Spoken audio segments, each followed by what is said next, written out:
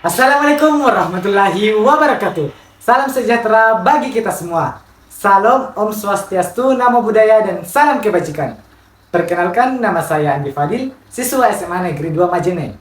Pada video kali ini, saya akan memaparkan biografi mengenai seorang ilmuwan yang bernama Isaac Newton.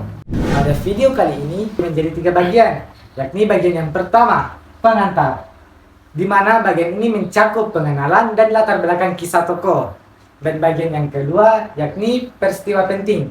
Bagian ini diceritakan tentang rangkaian peristiwa atau kejadian utama yang dialami tokoh. Dan bagian yang terakhir ialah simpulan, di mana bagian ini berisi pernyataan simpulan mengenai sosok Isaac Newton yang sebagai ilmuwan fisika yang terkenal. Pasti muncul pertanyaan di benak kalian, mengapa saya memilih Isaac Newton? Karena beliau merupakan seorang fisikawan, matematikawan, ahli astronomi, filsuf alam, ahli kimiawan, dan teolog yang paling berpengaruh sepanjang masa. Kita masuk di bagian yang pertama, yakni pengantar. Siapakah Isaac Newton? Beliau merupakan seorang superstar fisika, matematika, astronomi pada masanya. Isaac Newton dilahirkan di Woolsthorpe, Lincolnshire, Inggris pada 4 Januari 1643. Ayah Isaac Newton memiliki nama yang sama dengan anaknya, yakni Sir Isaac Newton. Ayahnya merupakan seorang petani, dan ibu Isaac Newton bernama Hannah Scotch. Isaac Newton terlahir secara prematur. Ayahnya yang meninggal 3 bulan sebelum Newton lahir. Isaac Newton tidak diharapkan untuk bertahan hidup, akan tetapi kehidupan mempunyai jalan yang berbeda untuk beliau. Ketika Newton berumur 3 tahun, ibunya menikah lagi dengan pria lain bernama Barnabas Smith, meninggalkan Newton bersama neneknya. Pengalaman buruk pada masa kecil ini meninggalkan jejak yang pahit di dalam kisah Newton. Sebagai mekanisme pertahanan untuk menutupi pahitnya hidup, Newton memulai terobsesi oleh karya-karyanya. Pada tahun 1661, Newton memasuki perguruan tinggi di Universitas Cambridge. Semasa kuliah, Newton pun berbeda dari teman sekelasnya. Ia diajari kurikulum yang standar, tetapi ia sangat mengamati ilmu sains yang lebih mendalam. Kita masuk di bagian kedua, yakni peristiwa penting. Penemuan Isaac Newton ada 7. Kita akan membahasnya satu persatu. Penemuan pertamanya yaitu teleskop. Pada awal tahun 1670, Newton membuat teleskop jenis baru yang berbeda dan lebih kuat daripada teleskop Galileo. Teleskop Newton ini disebut teleskop pantul. Perbedaannya terletak pada cermin yang diganti dengan lensa. Teleskop ini menjadi terobosan yang sangat penting.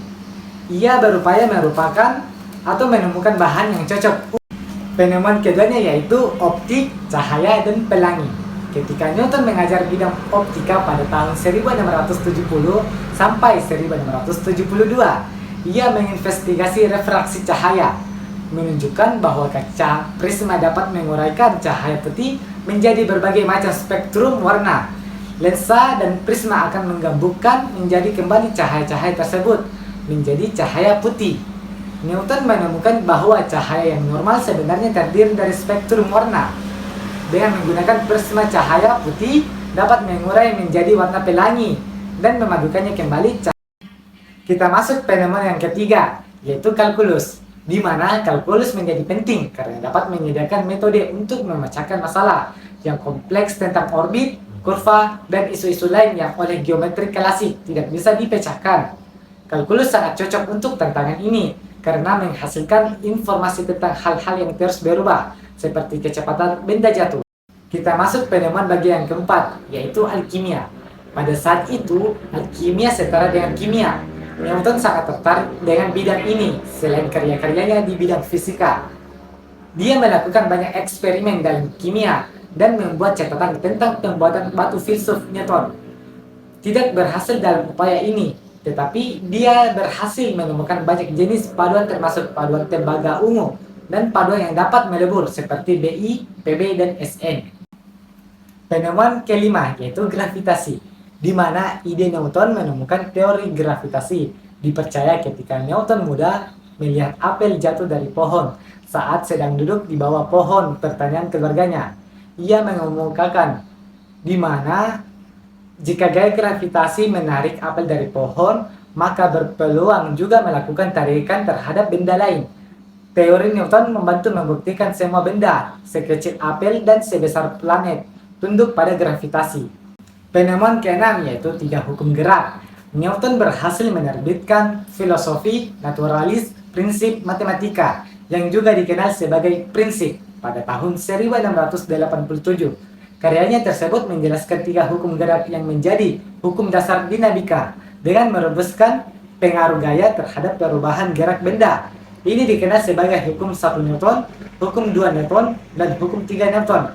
Nah, kita masuk di penemuan yang terakhir, yaitu pembuatan sistem anti pemalsuan mata uang. Pemalsuan merupakan pelanggaran besar di Inggris. Pidana biasanya berakhir di blok eksekusi, karena koin Inggris sangat bervariasi dalam ukuran dan kualitas. Mudah untuk dibuat tiruannya. Kerusuhan pecah ketika kepercayaan pada mata uang Inggris anjlok. Kita masuk di bagian yang terakhir, yaitu simpulan.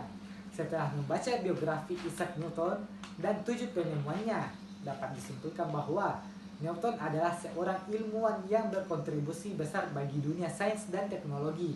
Melalui publikasi karyanya, Filosofi Naturalis Prinsip Matematika, Newton menjelaskan prinsip dasar yang mengatur gerak benda-benda alam semesta yang bertahan hingga hari ini. Temuan-temuan Newton menjelaskan banyak hal tentang alam semesta, seperti hukum gerak Newton, spektrum cahaya, dan teori gravitasi. Kesimpulannya ialah Isaac Newton patut dihargai sebagai salah satu tokoh paling berpengaruh dalam sejarah sains modern. Sekian dari saya. Wassalamualaikum warahmatullahi wabarakatuh.